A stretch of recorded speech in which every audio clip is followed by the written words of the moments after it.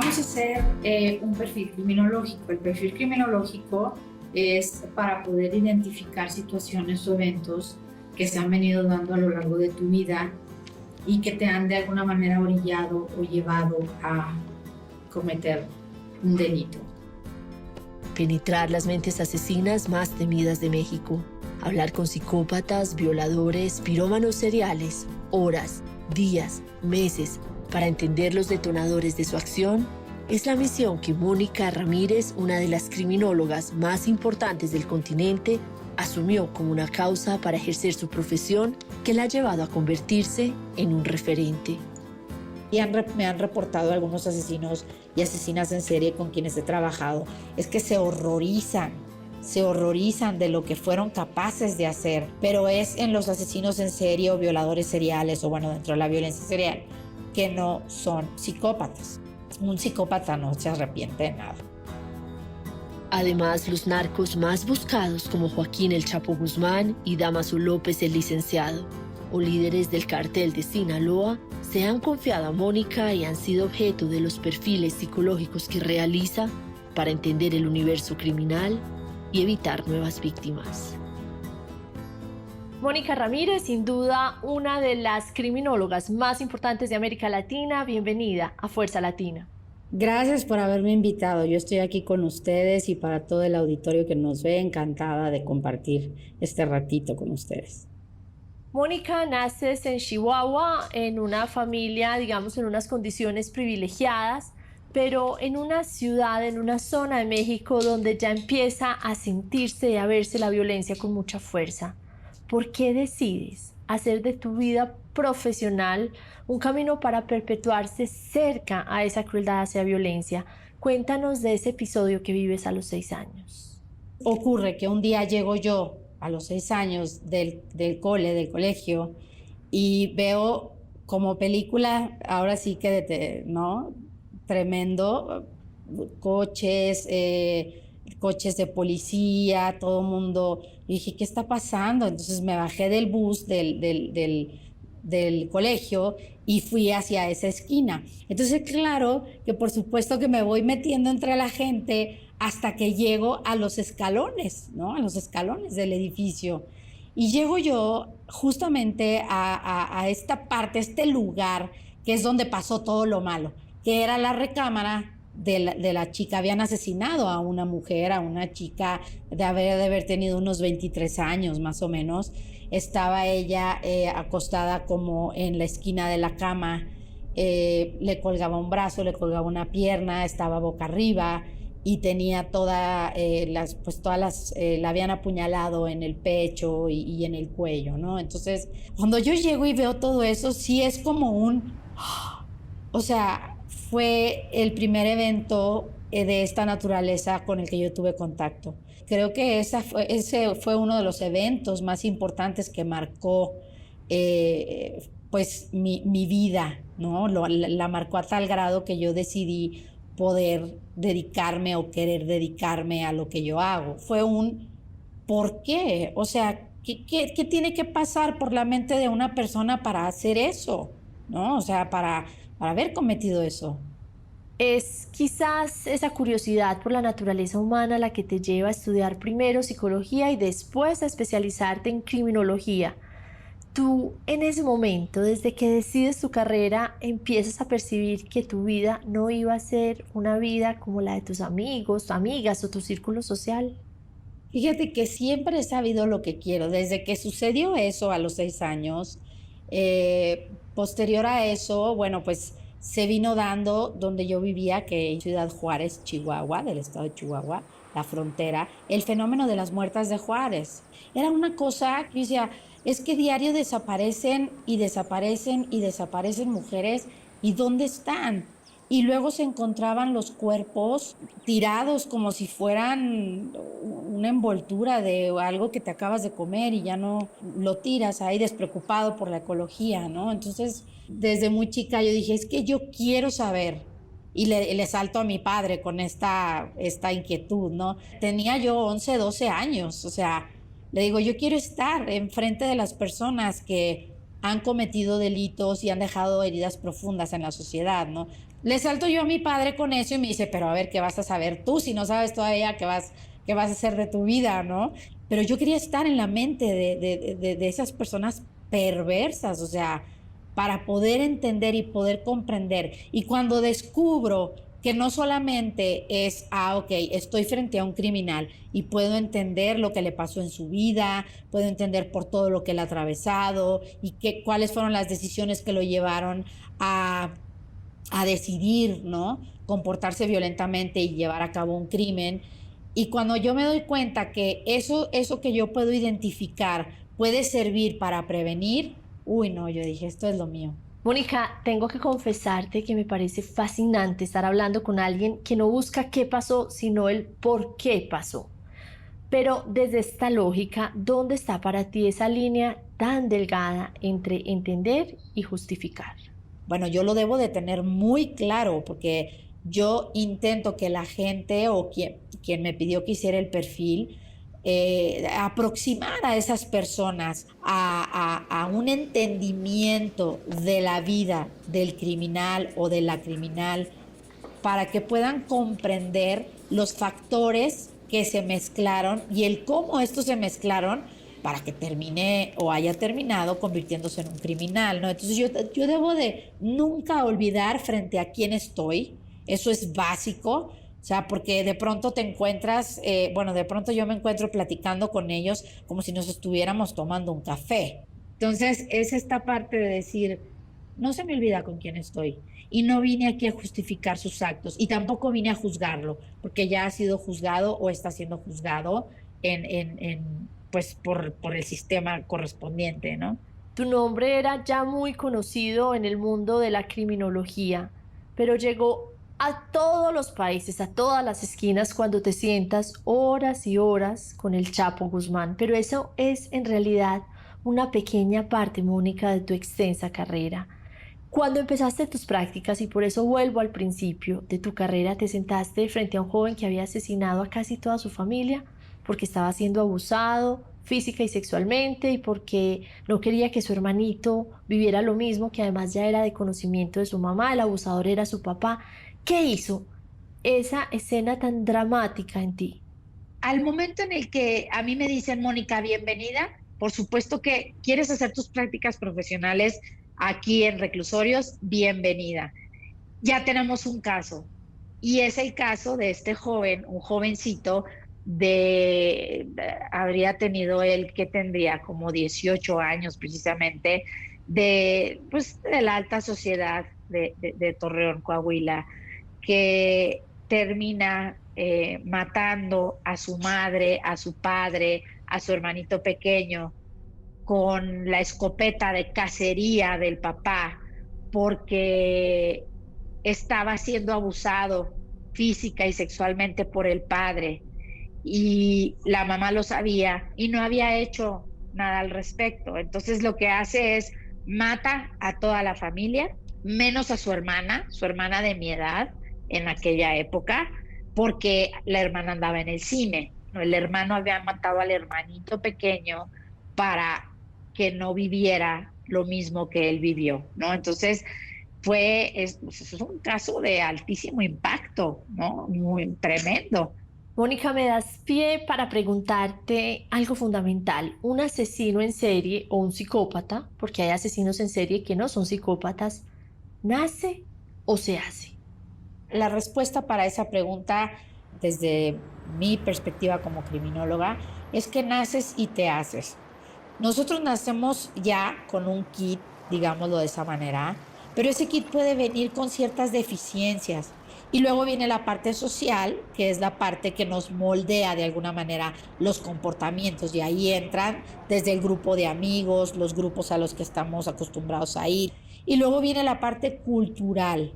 La parte cultural también es bien importante, porque por ejemplo ahorita aquí en México estamos viviendo una narcocultura muy tremenda que les está enseñando a los chicos, a los adolescentes, que puedes ganar dinero fácil, que puedes tener las mujeres que quieres y que puedes tener poder sobre todo, ¿no? Entonces, por eso es bien importante ver a un ser humano desde la perspectiva bio, psico, social y cultural, y también a los fenómenos criminológicos. Eso es lo que hace importante esta parte. Y con todo ese conocimiento y experiencia llegas a sentarte frente al Chapo Guzmán.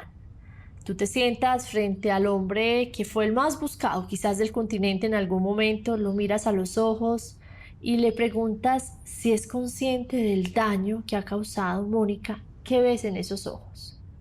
Bueno, en el caso prácticamente del Chapo Guzmán, él se ve a sí mismo como un empresario, él se ve como un CEO de una empresa.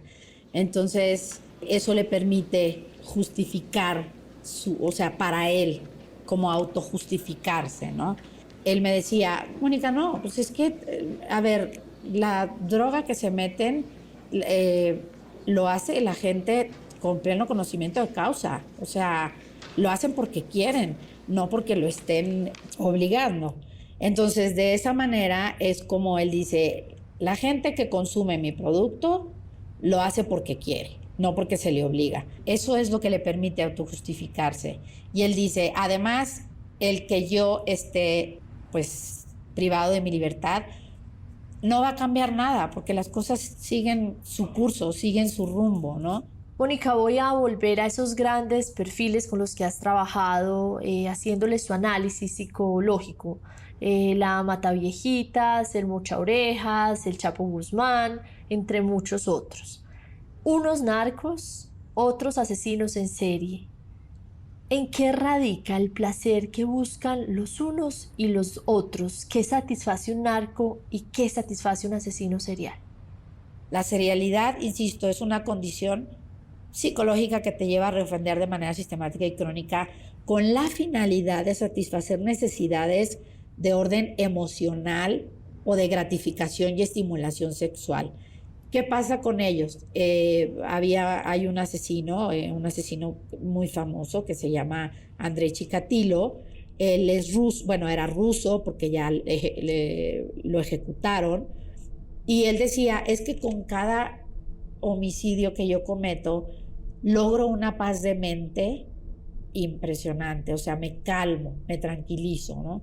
Y sí, porque es algo similar al comportamiento adictivo, sigue un patrón similar, la serialidad sigue un patrón similar, o sea, llega un momento en el que yo platicaba con uno de mis violadores seriales y le decía, es que, ¿en qué momento es cuando tú decides salir y violar a una mujer?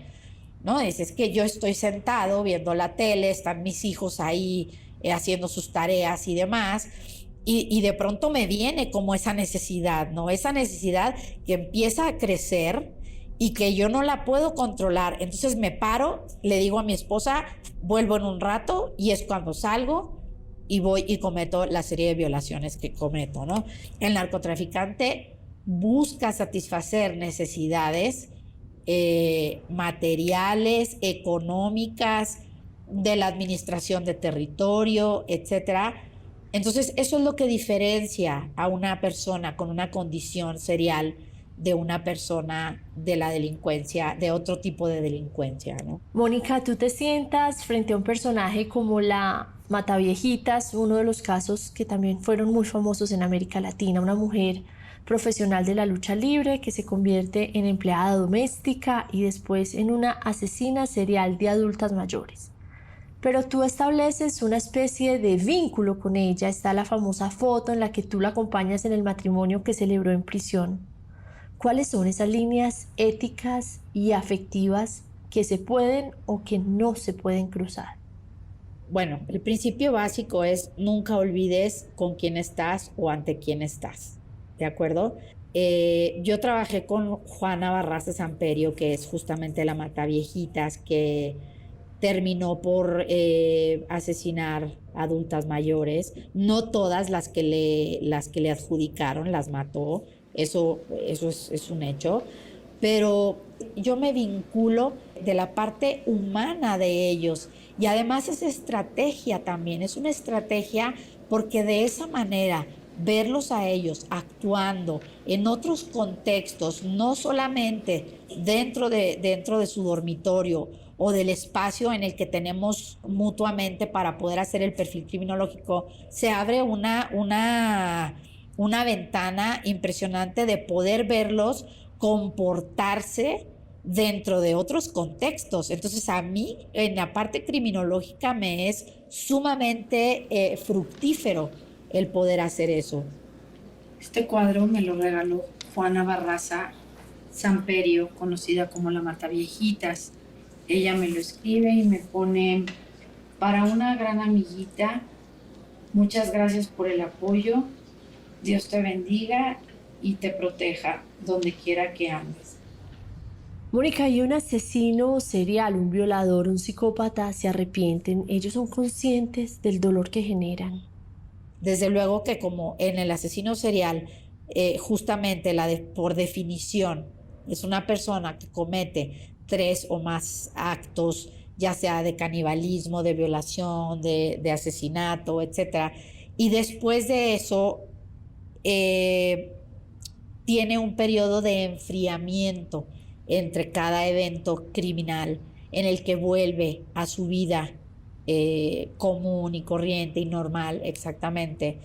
Entonces muchos de ellos experimentan primero una depresión terrible porque lo que habían venido fantaseando, porque todos los crímenes, con excepción de que sea un asesino desorganizado, pues los planean en su fantasía y los recrean una y otra vez y se imaginan cómo va a ser este crimen que van a cometer y demás. Cuando lo llevan a cabo se dan cuenta de que no fue tan maravilloso como en la fantasía. Entonces, sí, algunos sí se arrepienten. Los que no se arrepienten son los que son psicópatas. Mónica, un narco se arrepiente. No todos los narcotraficantes son psicópatas. El Chapo, por ejemplo, en su caso, o algunos otros narcotraficantes con los que yo trabajé, sí muestran un arrepentimiento auténtico pero de ciertas situaciones que han vivido en su vida, no de ser narcotraficantes. Sí, claro que lo hay arrepentimientos. Por ejemplo, el Chapo se arrepentía mucho de no haber podido pasar más tiempo con sus hijos cuando estaban pequeños. O sea, eso es algo que a él le movía muchísimo, ¿no? El hecho de decir, es que pude haber pasado más tiempo con mis hijos, pero pues por mi trabajo no lo hice, ¿no? Actualmente numerosos países de América Latina están debatiendo sobre, digamos, reinstalar la cadena perpetua e incluso la pena de muerte. Mónica, ¿cuál es tu opinión? Yo creo que la pena de muerte en países como los nuestros vendría a hacer más daño de lo que podría solucionar.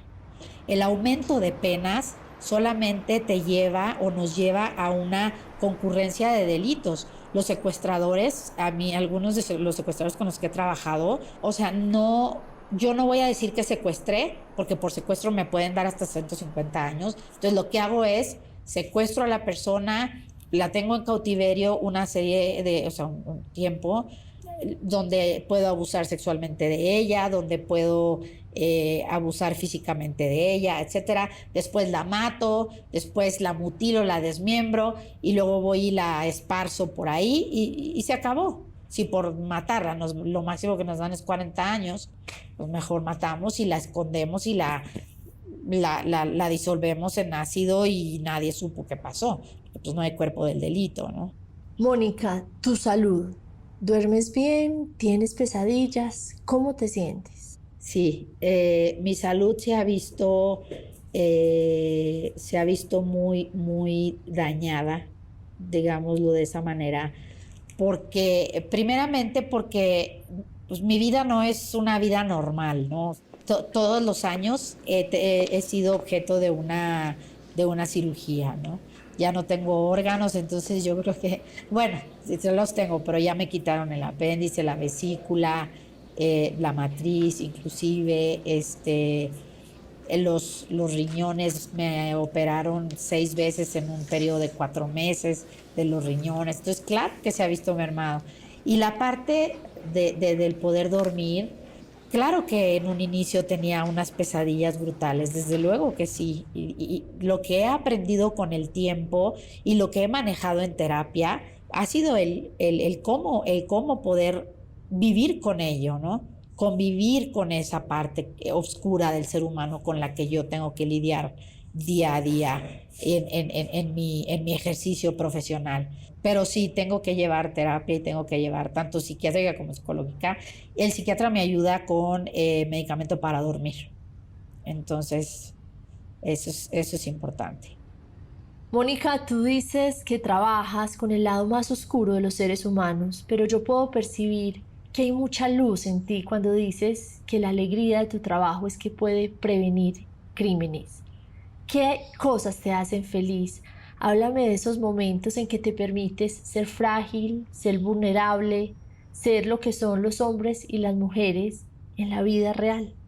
Creo que de antemano soy una mujer diferente a lo ordinario, o sea, no soy una persona ordinaria, no llevo un estilo de vida ordinario, porque incluso si yo me quiero salir a comer a algún lado, eh, tengo que llevar seguridad, tengo que estar consciente de que pues eso genera una vulnerabilidad, ¿no? En mi persona.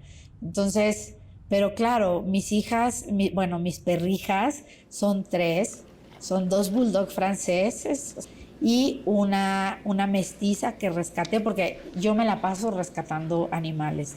Sí, yo estoy como la fe que he perdido en la humanidad la he depositado en los animales, ¿no? Entonces, yo lo que hago es que luego ando rescatando animales, los llevo, les pago todo su tratamiento y demás para que puedan ser elegibles para adopción. Mónica, y a pesar que nos dices que has perdido fe en la especie humana, tienes esperanza en el mundo con todos estos violadores, psicópatas, asesinos. ¿Crees que es posible un mundo mejor? Claro, no, totalmente. De hecho, el poder trabajar en lo que yo hago, los perfiles criminológicos para identificar pues situaciones y momentos, eventos traumáticos, los factores, ¿no? Que se mezclaron para que una persona terminara siendo un delincuente y poderlos usar en prevención en los que apenas vienen, es una maravilla. Si yo no tuviera esperanza en que pueden ser incluso ellos, a las personas a las que yo trato, entrevisto, que ellos tengan una segunda oportunidad, si yo no lo considerara de esa manera, no podría trabajar. Mónica, la lección más profunda que te ha dejado el ser quizás hoy la criminóloga más reconocida de América Latina. La violencia está en cada uno de nosotros. O sea, esa es la mala noticia. Yo también puedo ser capaz de ser violenta y convertirme en un agresor, en una víctima ni se diga, ¿no?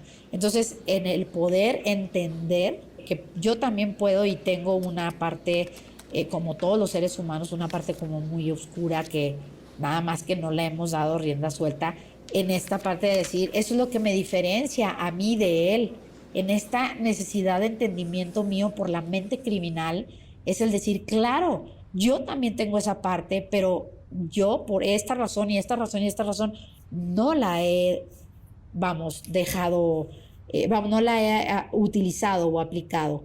Y el hecho de decir que hay una oportunidad siempre para todos. Mónica, ¿hay algo que las madres y padres de familia podamos identificar cuando hay un psicópata, un asesino en serie, un violador cerca a nuestros seres queridos? ¿Hay alguna manera de protegerlos? Hagan caso a sus hijos, a los focos rojos que empiezan a ver en sus hijos, y hay cosas que podemos ir identificando de nuestros propios hijos, tanto ya sea de ellos para poderse convertir en personas violentas o de que alguien los está violentando.